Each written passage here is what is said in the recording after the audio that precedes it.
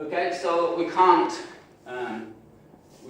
So this is a philosophical problem. You know, the concept of utility was started in the late 18th century. Jeremy Bentham, Adam Smith didn't have a clear concept. Jeremy Bentham really had this concept that he was actually taking his personal decision by adding up pros and cons and saying my total utility will increase if I do this and so on. So he really had a sense, a belief that utility was measurable. Then people started losing interest in that and said, well, no, it's different, so we can't compare utility.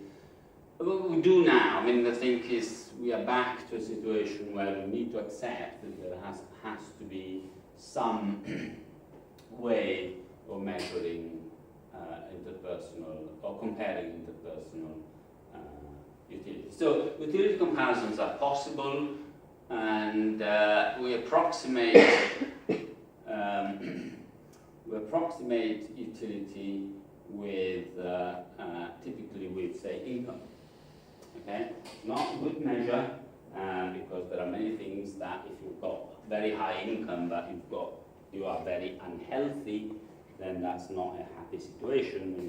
You might prefer to be poorer than and having better health than being richer and having lower income. But by and large, because both at the individual level and the country level, a lot of measures of objective well-being are highly correlated, not perfectly correlated, but highly correlated with income, then income remains the best measure of individual and nation well-being that exists.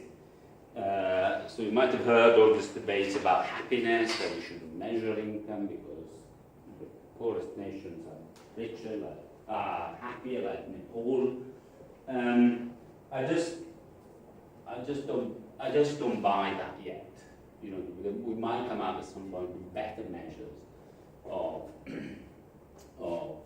progress in society in a loose sense, but at the moment, income seems to be one of the most relevant ones.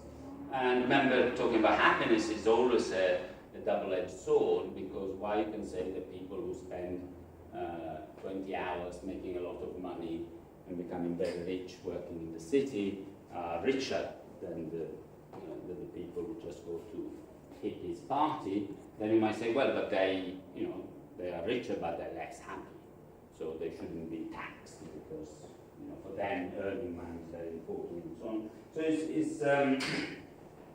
it's best to have an objective measure of how well off a person is.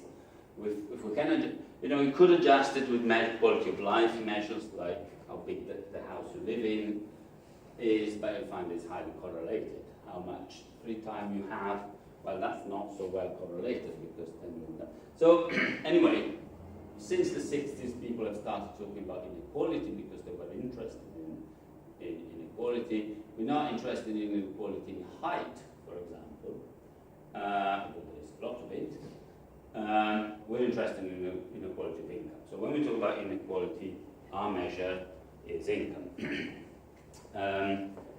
We might, of course, be interested in health inequality. Then we find that health inequality is highly correlated with income inequality, and so on. So there's a sense that there's an agreement, at least in policy circles, that utility can be now compared using the proxy of income. And the reason, the philosophical reason at the end of it, is that most people, there are exceptions, but most people, when offered an extra £1,000 a month, they will take it. They will say, yes, please. Okay? So for everybody, becoming better off in monetary terms is an increase in utility. So we kind of used that, and that's without that we couldn't even talk about inequality, because inequality of what? Okay, so the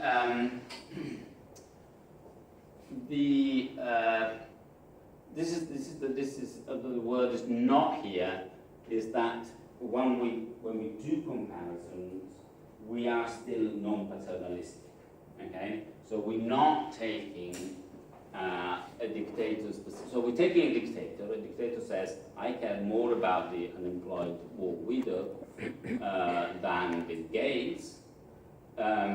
So I choose to help her more than Bill Gates. But we really look just at utility. So not what the dictator thinks is good for us, okay? So that will have a number of important consequences. For example, we shouldn't subsidize the opera, okay? Why do we subsidize the opera? Because we think that people should go to the opera rather than to see a concert by Justin Bieber. And you know who Justin Bieber is? I hope you don't like. Do you like Justin Bieber? Okay, so I can use that as an example. Sorry, you're not young enough. It's not just youth that the problem. My children are young enough that they certainly oh, this is recorded. I haven't really said anything that I couldn't say. So, anyway, you know, the spirit of the Soviet Union was really kind of, you know, subsidizing ballet dancing, opera, and so on, because believed that citizens should be educated because it's better for them to watch opera than watching a concert by Justin Bieber or the Soviet time equivalent. And of course, you can't, if you take the view that your utility does not depend on what you consume, because you don't know your own, you don't know what's good for you, then you can't even use the Edgeworth box. So the whole thing starts collapsing. So paternalism really is something that economists almost unanimously dislike, because it just crumbles the whole edifice. Whereas other social scientists are perfectly happy to say, oh, we must make sure that people don't take drugs, we must make sure that people look after their health, so we must stop people buying sugary foods and so on. So we base individual preference, we take individual preferences. I mentioned earlier today the different possible approaches. Utilitarian philosophy says that an extra utility for a person is equivalent to an extra unit of utility for another. The Rawlsian says that I want to improve the lot for of the least well-off people in society. Sometimes I want to mention it here. I'll give the example later in the course.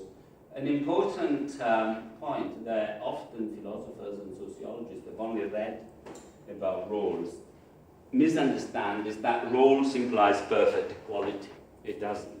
And I'm going to show an example where the implementation of a Rawlsian social welfare function implies inequality in society, both in income and in utility. It's very simple to demonstrate that because it's a point that a lot of people mistakenly think, then I'm stressing it now, and I'll stress it when I go through it in the example. Okay. Now, how do we aggregate? So, assuming we can, because the political choice that society makes, we can make aggregation of preferences, then we can't just randomly aggregate preferences. We must have some rules. And so the rules are natural. First of all, I want the aggregation to satisfy Pareto criterion.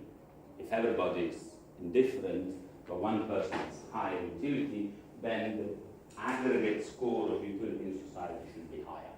Okay, that's plausible. And that's a minimal rule that in most cases doesn't work to choose between policies. Okay, I can have another rule which says I have majority voting, then majority is implemented in the sense that the minority must accept what the majority chooses. And so these are examples of rules that will be imposed. So the whole reason why we do this is because we want to have something to do, we want to intervene when we find that there is inequality and poverty. Okay? And the word income is there because we're talking about inequality in income, and poverty is defined as having not enough income. That's the definition. What everybody agrees on that. What then matters is what we define by not enough. Okay, what does not enough mean? So, having assumed philosophically that we can make comparison between different people, then we want to say why. Okay, what are we trying to achieve? Okay, so I'm reading here. This is chapter 13 in the textbooks, and these are some of the classics in the area. So we get from Atkinson, Martin, and this kind of slightly more, slightly harder resources, and we'll be discussing some of it. I'm going to use Piketty's work quite a lot here, especially here, both now and when we talk about inheritance taxation. So this paper is here for the introduction, but then when I'm talking about inheritance taxation, we'll go into slightly more depth on it. Because, well, I won't say why, because inheritance taxation is a good tax and is one that taxes capital in a relatively efficient way. So that's kind of plan of this chapter. But what